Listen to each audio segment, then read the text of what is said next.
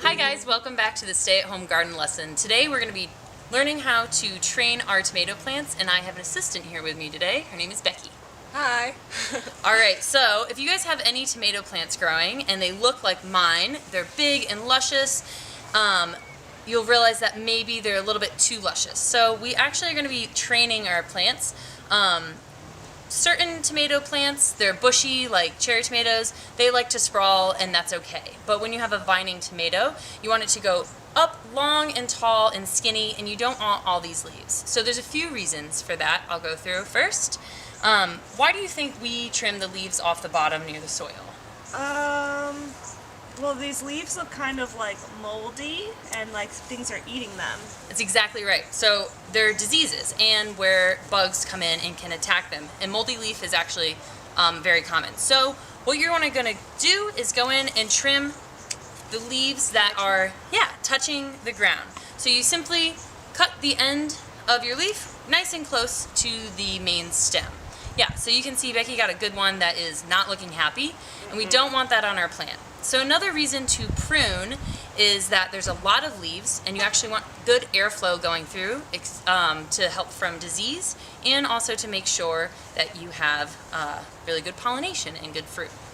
So then the last reason that I will be pruning and training my plants is there are a lot of main stems on here, and we actually just want one main one going up when it is a viney tomato plant.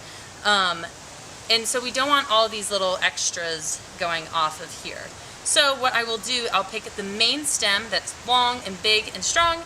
This one I'm voting is in, and I'm actually going to trim most of the other ones that are coming off to the side. Now, there's a lot of these on this plant. I was a little late on doing this, but that's okay, it will be fine. So I'm not going to do all of them today because I don't want to shock my plant and take off the majority of its leaves. It will go into shock and it may not survive. So I'll trim a few this week and a few next week, and once I do that, it will put more energy into this main stock. So what I'm going to do is actually go straight to the stem, right here, and cut it off. All right, so now that seems scary that I just chopped that much off my plant. Smells good.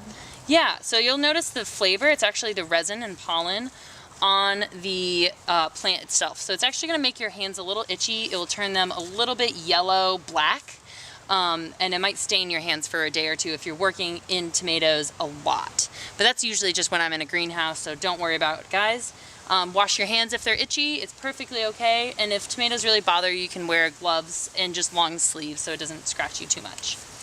Now, some of you, like myself, one second, I'm going to lose track, will see that there's some fruit and flowers going on, and I get really sad when I cut those off.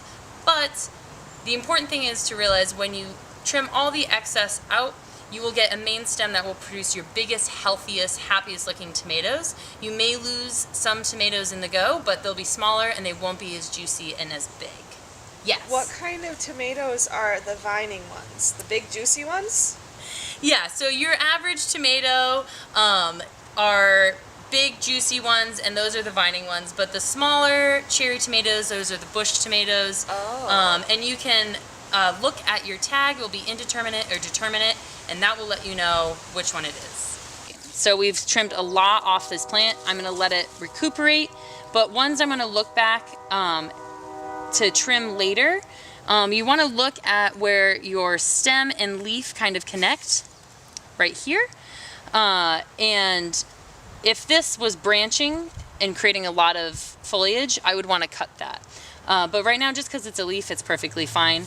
But if you look on the other side of this one here, this comes out and there are leaves on the top and a whole stem. So that one's going to want to try to compete. So we'll trim that another day. All right, so Becky is going to cage our tomato. It's actually going to protect it. We want to make sure these slide outside of the main stem. Try not to stab too many leaves. And you're going to simply slide it in there nice and slow. In case you have some branches, you want to make sure you tuck them in and don't squish them down. So let's get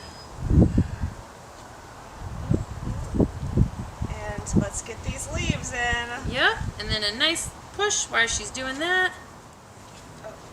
All right, so there you go, and it's going to grow nice and tall up here. So make sure if you have big, heavy hanging fruits, you can try to place them over the frame. That way you don't break any of the stems. Alright guys, thanks for watching our video on how to prune your tomato and cage it. And like always, I want to hear from you guys, so feel free to send comments, pictures, videos of your garden and your plants, and definitely send me any questions you have about planting, seeding, soil making, and particularly about your tomato plants. I hope they're growing, and have a great day. Enjoy the sun. Happy growing.